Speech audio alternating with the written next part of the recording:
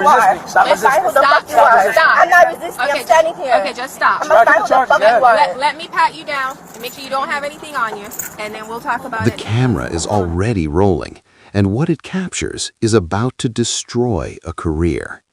Rain hits the pavement in sharp, relentless drops. A man is on the ground, breathing hard, confused, repeating the same sentence over and over. I didn't do anything. I didn't do anything. Standing above him is Officer Daniel Briggs, 42, veteran, decorated, untouchable. Or at least, that's what everyone thought. His voice cuts through the night, loud, aggressive, almost personal. Not controlled, not professional. Something about it feels wrong.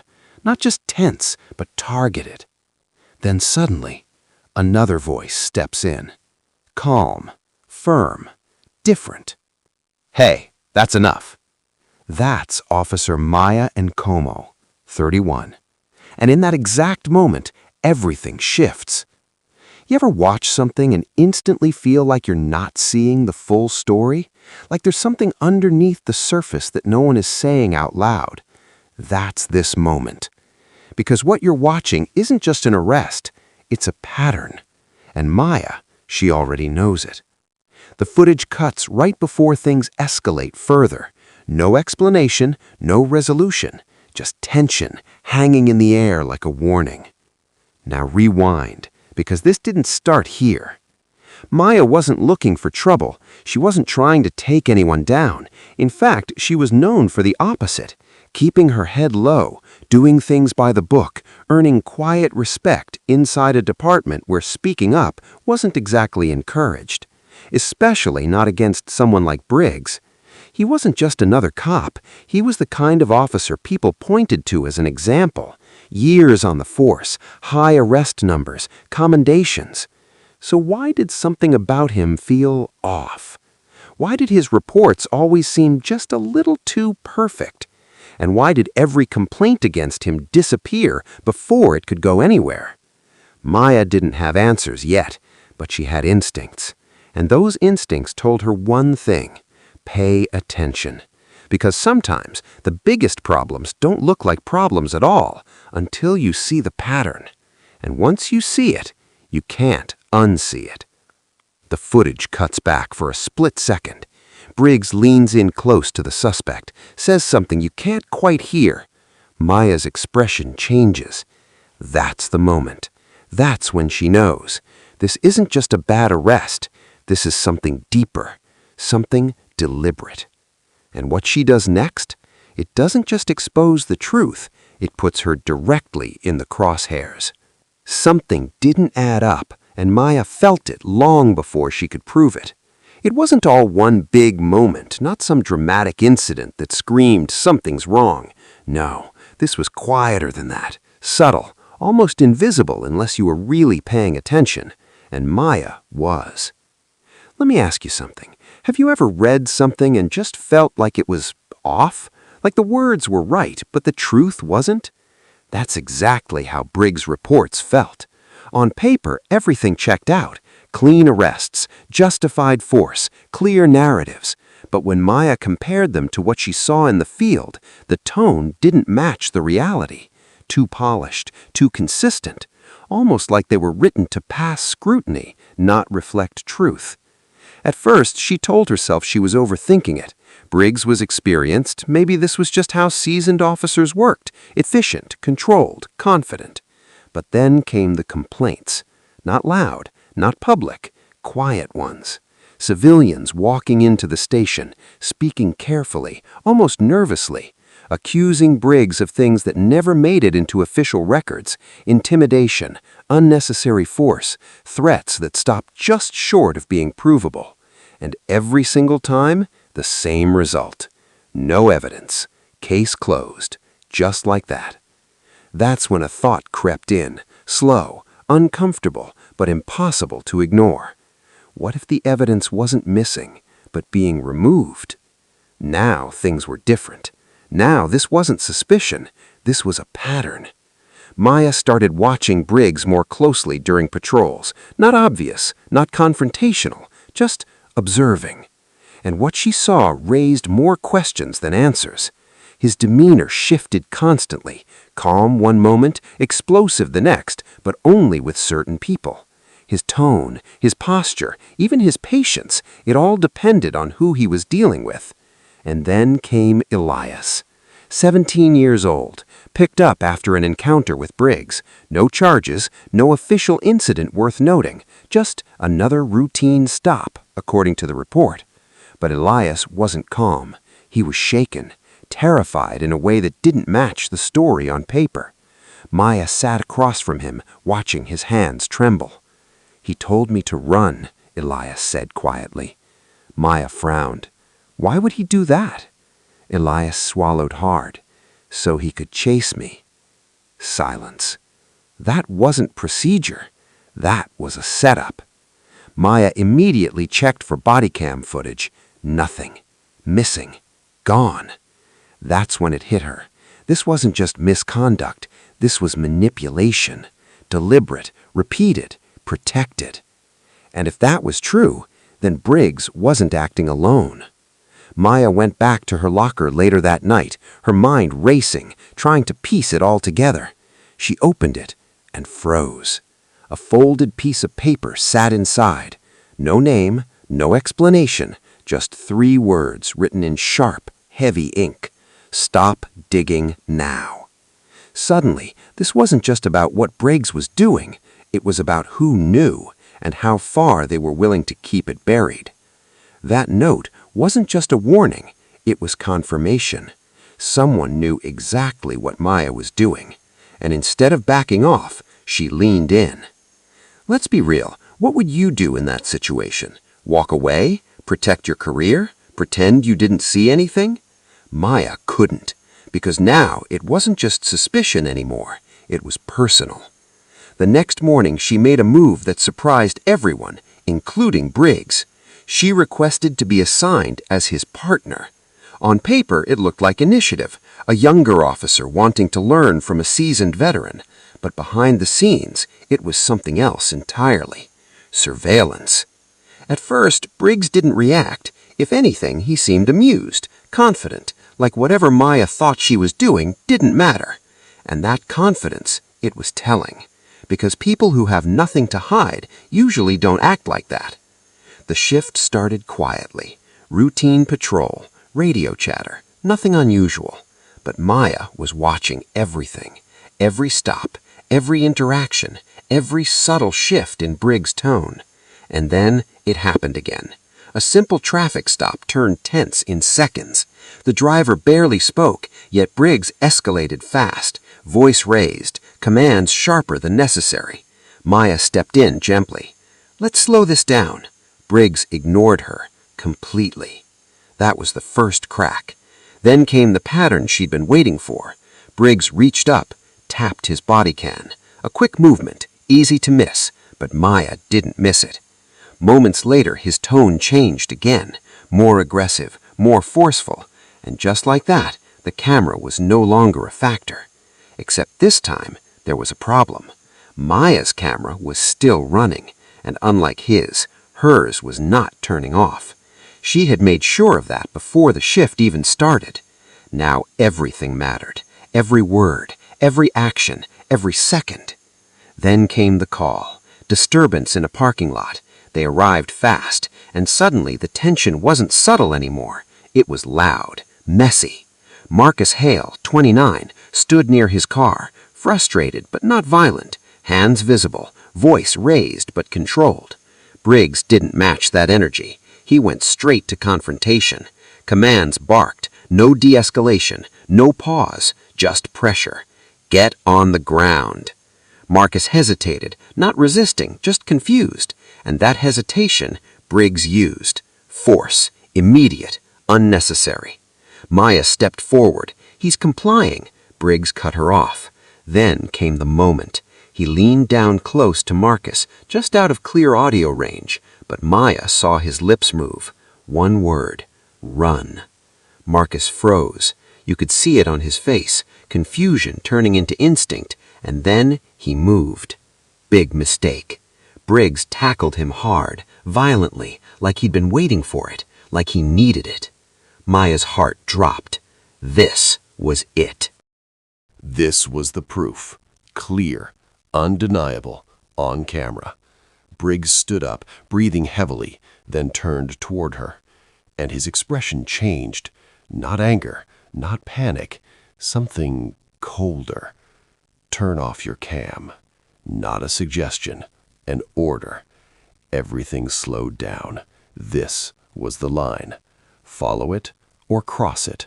Maya didn't move, didn't blink. She stepped closer instead, camera still rolling. Briggs realized. Too late. The rest of the shift passed in silence, but the damage was done. Or at least, it should have been. Because back at the station, as Maya uploaded the footage, her screen froze, then flashed. File corrupted. Her stomach dropped. No, no, no, no. Then a voice came from behind her, calm, controlled. You really don't know when to stop, do you? Maya turned slowly. It wasn't Briggs. It was Sergeant Darnell, and the look on his face said everything. It was never just Briggs. That's the moment it all clicked. Standing there, staring at Sergeant Paul Darnell, Maya felt the weight of everything shift. This wasn't one rogue cop bending the rules. This was a system, and it was protecting itself. Darnell stepped closer, his expression calm, but there was something underneath it. Control, calculation. You're smart, but you're not as untouchable as you think. Not a threat, not directly, but it didn't need to be. Let me ask you something. What's more dangerous than a bad cop? A bad cop with protection. Maya didn't respond right away. She just watched him, measured the moment, because this, right here, was the turning point.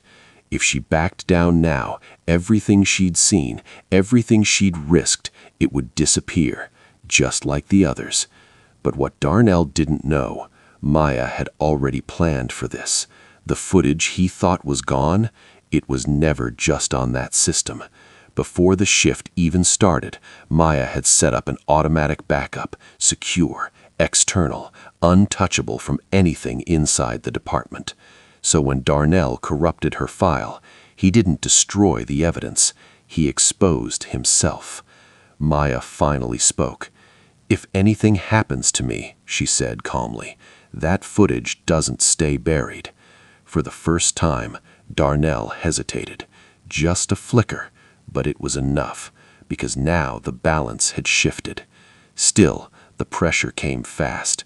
The next morning, Maya was pulled off active duty, administrative leave, pending review. Her access was revoked, badge temporarily suspended, and just like that, the narrative started changing. Whispers in the hallways. She's unstable, too emotional, obsessed with taking Briggs down. Classic. Discredit the source before the truth gets out. But here's what they didn't expect. The footage didn't stay hidden, because backups don't ask for permission. An anonymous submission hit Internal Affairs. No name, no warning, just the video. And once it landed there, it couldn't be erased. Everything changed. Investigators started digging, not just into the parking lot incident, but into everything. Old complaints, missing footage logs, report inconsistencies, patterns that had been ignored, suddenly impossible to deny. And at the center of it all, Briggs, with Darnell right behind him.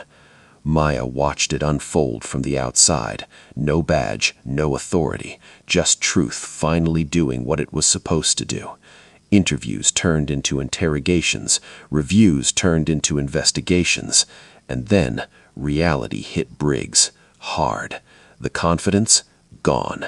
The control, slipping. One night in the station parking garage, he approached Maya. No anger this time, no arrogance, just something raw, desperation. You don't understand what you've done, he said. Maya didn't step back, didn't soften. No, you don't understand what you did. Silence hung between them, heavy. Then Briggs said something that changed everything. Not denial, not an excuse, a confession disguised as justification. This is how it's always been. Maya felt it land. That wasn't one mistake. That was a system, a habit, a choice repeated over and over again. And just like that, it was over. The next morning, the station wasn't quiet. It was filled with movement, multiple units pulling in, not for patrol, not for calls, for something else entirely, something no one could ignore anymore. Because this time, the officers weren't showing up to enforce the law. They were there to arrest one of their own. The moment everyone had been avoiding finally arrived. No more rumors, no more missing footage, no more quiet cover-ups, just the truth out in the open. That morning, the station felt different, heavier, slower, like everyone knew something irreversible was about to happen. And then it did. Internal Affairs walked in, not as observers, but with purpose, clear faces, direct movement. Officer Daniel Briggs was called forward. No shouting, no resistance, just silence. The same man who once controlled every situation now stood still as his badge was taken from him.